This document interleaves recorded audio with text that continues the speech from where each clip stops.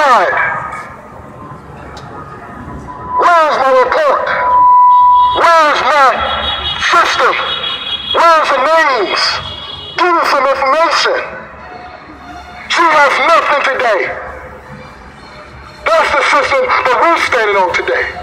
And you are here to denounce a system that is injustice. I ain't here to sugarcoat this message. I'm here to tell the message like it's supposed to be. If you're here to play games, get out of this protest. This is serious today. Because we won't go, we won't stand down, we won't take anyone, any situation. If you have a problem, come talk to us. We want to know about these situations. We want to have an open dialogue. We want to put these people accountability. If you have been singled out, let us know about it. We'll come to you. We'll protest where you're at. This is unacceptable.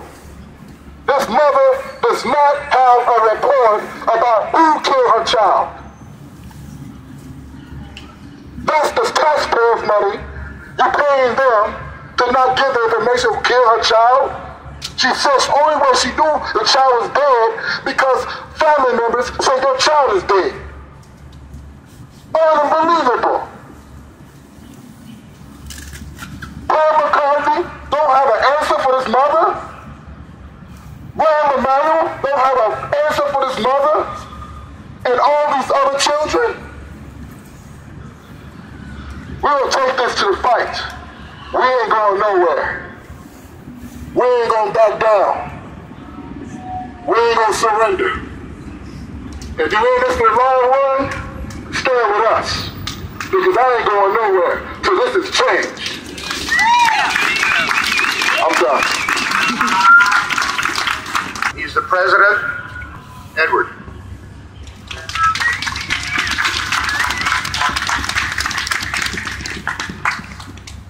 Before I got here today,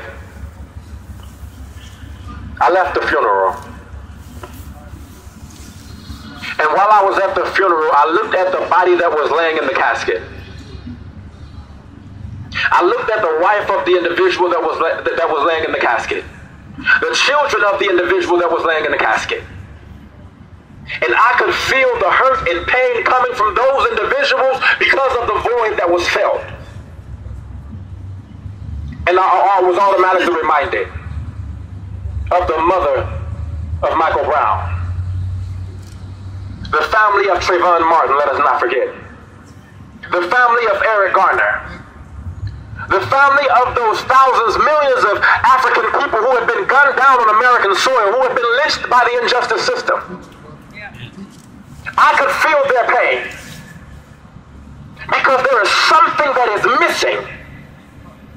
Something that we lack, and I was automatically reminded that we are not fighting for American justice because American justice has proven over and over again to be broken. Yes. The American justice system has proven over and over again to be ineffective. And what we are fighting for is moral justice. We are appealing morally to an institution, to a system that has no moral conscience. And so since America renders it legal and renders it justifiable to kill an individual that allegedly sold tax-free cigarettes in front of a convenience store, because they rendered it legal to kill an individual for shoplifting, that says that all of us should be dead. Because at some point or another, we've all taken something that didn't belong to us. But according to the injustice system here in America, and according to the enforcers of this injustice system, we should all be dead right now. But the system is in favor of a few. And so it's reminding people of why we're here and why we're fighting. We're not fighting individual cases.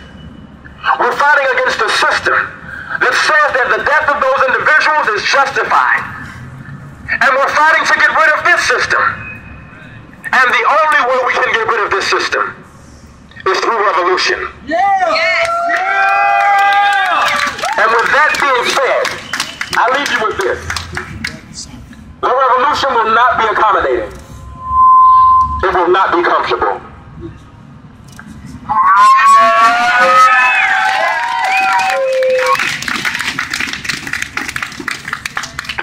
Okay. Elijah, Vice President of Manavision Empowerment. You're following him. Hello, everyone. I'm here today for everyone that I hold dear.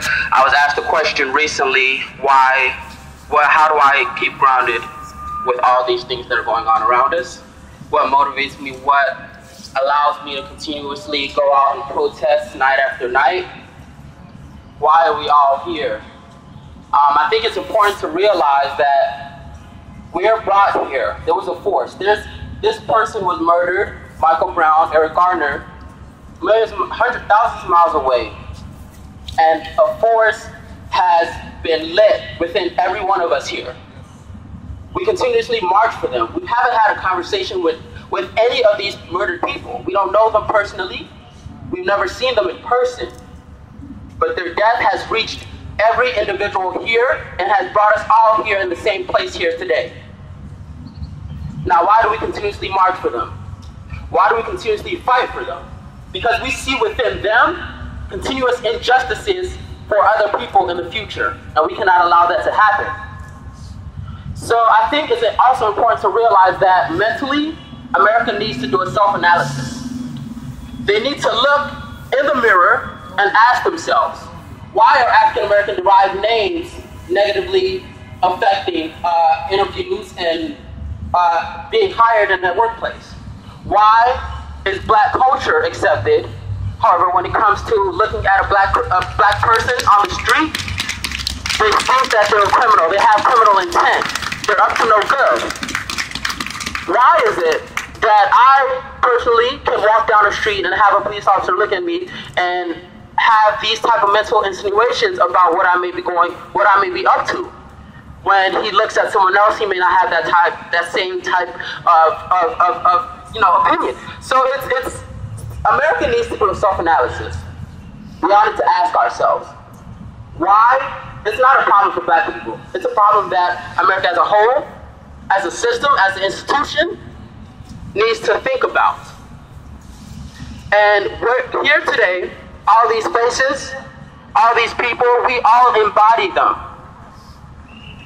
Within us, they are all within us. And they bring us all here together today to fight for them, to fight for our children, to fight for our future generations.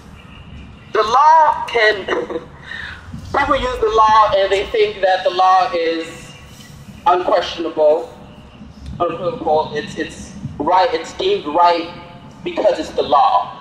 The law should have ruled in favor when Dred Scott sued Sanford for his freedom when he was in a free state. It should have ruled in his favor. The law should have ruled in Rodney King's favor when he was beaten to death. The law should have definitely ruled in the favor of Eric Garner when he was choked to death on camera. On camera. But the law did not rule in favor of any of these people. Like my friend Ed said, the law, when we become slaves of the law, then we have forgotten the meaning of what the law should represent. The law should be slaves of the people. And we're trying to make people check that. And we're trying to bring that back to the mentalities of city officials, elected officials, people that we elect, that they have forgotten who they represent. They don't represent the law, they represent us. And that's who we're protesting here today. So, as my friend said, we don't care who we disrupt. We don't care who's annoyed, uncomfortable. Because it's not about them. The revolution will not be accommodating. It will not be comfortable.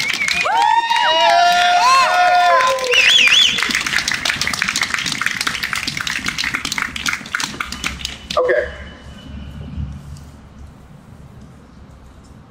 It's a good crowd. Needs to be bigger. Shut it down. We got the right spirit. Absolutely. The next speaker is from the Revolution Club, Shay. And I believe at least some of the people from the Revolution Club are going to join her.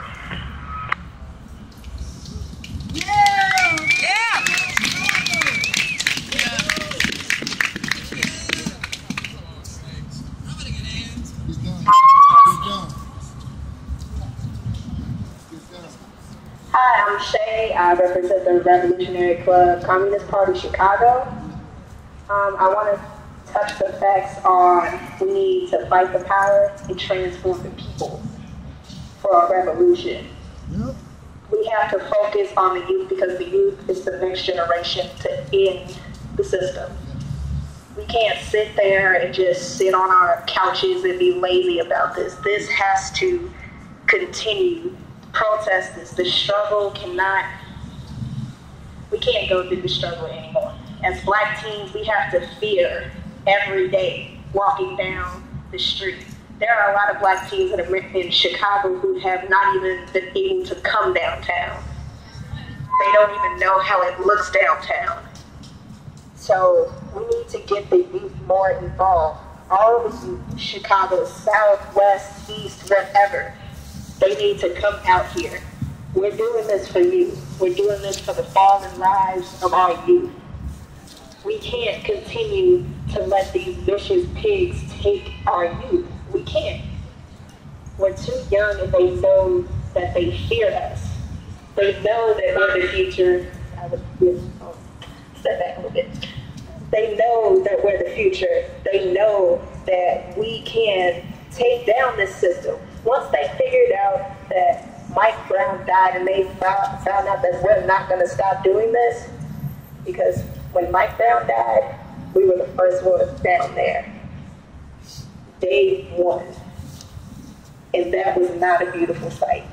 You see kids, mothers, pregnant women getting tear gassed, shot with rubber and wooden bullets. That's not right at all. We can't keep letting this happen. And it's a peaceful protest. You have the right of freedom of speech. Now known to man that the Constitution doesn't apply to Black people because, as we all know, they say Black people is less than 3/5 of a human. So, let's continue standing strong. Please don't break this protest. We have to continue all over the world to let them know we're not going to stop until we made you quit. We're not going to stop. We're going to continue standing. We're going to continue standing with the people. We're not going to break. It doesn't matter if you arrest us today, tomorrow. It doesn't matter. We're going to come back stronger and better. Thank you. Indict, convict, send these killer cops to jail. The whole damn system is guilty as hell. Indict, convict, send these killer cops to jail. The whole damn system is guilty as hell. Indict, convict, send the killer cops to jail. The whole damn system is guilty as hell. Okay. The last speaker, Travis from Anonymous. Or Anonymous from Anonymous.